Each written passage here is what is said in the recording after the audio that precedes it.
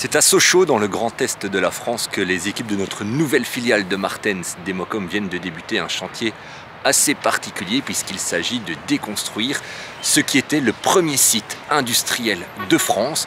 Dans les années 1970, Peugeot employait à peu près 40 000 personnes sur ce site.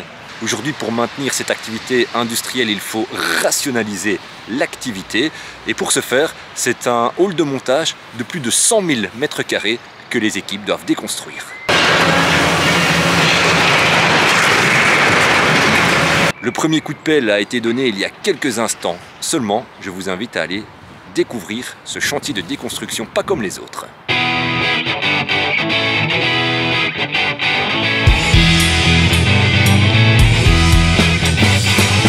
Bienvenue à Sochaux, plus précisément sur une ancienne parcelle Stellantis.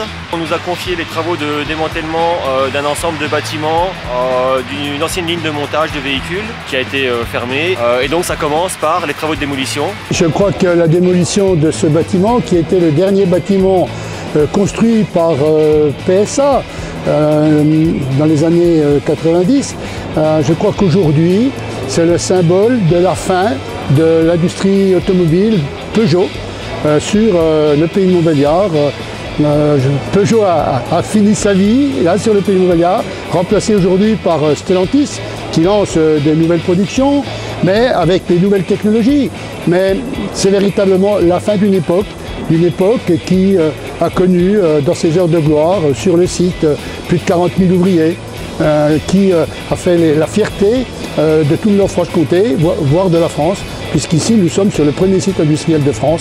Et la démolition de cette partie sud de PSA, après la démolition de la partie nord de PSA, eh bien, aujourd'hui va voir une autre ère dans le développement économique de notre territoire. On est sur un ensemble de halls qui sont vides, qui ont été purgés de leur process avant la cession par Stellantis. Donc en fait là on est sur une démolition quasiment 100% mécanique, c'est-à-dire uniquement avec des engins type pelle hydraulique équipés de différents outils. Le bâtiment central qu'on appelle S88 S90 qui est sur 2 niveaux et un peu plus haut que les autres. Donc pour faciliter le démantèlement mécanique, on a une pelle à triple flèche qui va arriver avec une hauteur de travail de 35 mètres de hauteur.